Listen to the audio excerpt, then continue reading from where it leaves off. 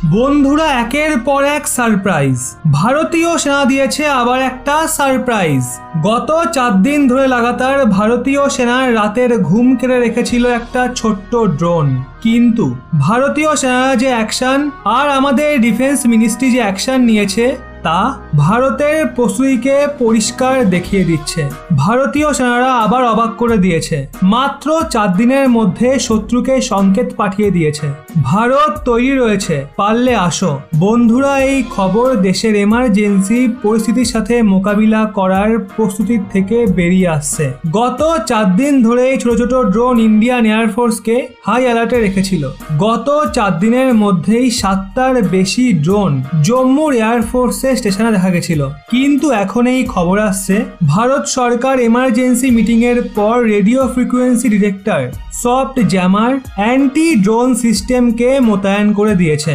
যদি দম থাকে ওই জঙ্গি গোষ্ঠীর মধ্যে, তাহলে সে তার ড্রোনকে এবার ভারতের আকাশে উড়িয়ে দেখা, সেটা সোজা মাটিতে এসে পড়বে। শত্রুরা অবশ্যই আমাদের সারপ্রাইজ দিয়েছে, আর এই মুহূর্তে আমাদের সেনারাও প্রস্তুতি পূরণ করে ফেলেছে তাদের সমস্ত এয়ারবেসে এই ধরনের সিস্টেমকে মোতায়েন করার জন্য।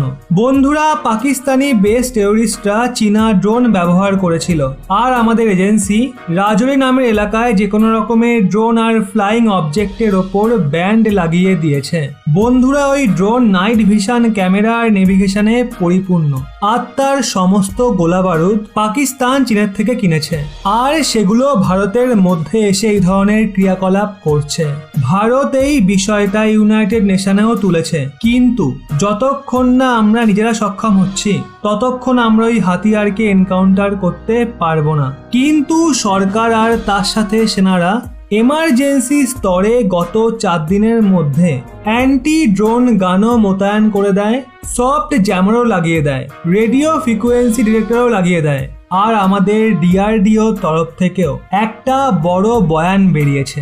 ডিআরডিও বলেছে যে ভীষণই বড় লিডার ভারতের মধ্যে আসেন, ওনার সিকিউরিটির জন্য যে লেজার গান আমরা ব্যবহার করি সেই লেজার গান আমরা মোতায়েন করব সমস্ত এয়ারবেসে। উনি বলেন ভারত ইলেকট্রনিক্স লিমিটেডের সাথে মিলে নিজেদের টেকনোলজি ট্রান্সফারের সহায়তায় যে টেকনিক রয়েছে সেটা ট্রান্সফার করব, আর এরই সাথে রিয়াল টার্গেটের যে থ্রেট দেখা যাচ্ছে না ড্রোনের, সেটাকে আমরা সহজেই কাউন্টার করে নেব। এটা একটা বড় ব্যাপার। ডিআরডিও ফুল অ্যাকশন মোডে চলে এসছে।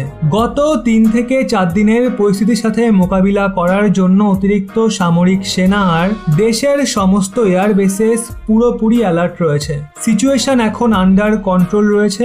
কিন্তু বন্ধুরা, আপনারাই বলুন, এই 4 দিনের মধ্যে আমাদের সেনা আর ডিআরডিও মিলে যে কাজ করেছে তার জন্য কি আপনি খুশি নাকি খুশি নন?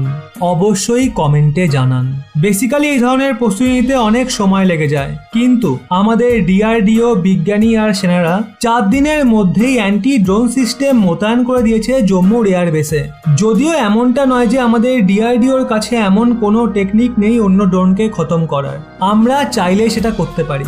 আর যখনই কোনো বড় লিডার আসে আমাদের দেশে বা রিপাবলিক ডেতে যে প্যারেড হয়, তখনও আমরা ওই ধরনের ড্রোনকে কাউন্টার করার জন্য এই ধরনের সিস্টেম আমাদের দেশে মোতায়েন রাখি।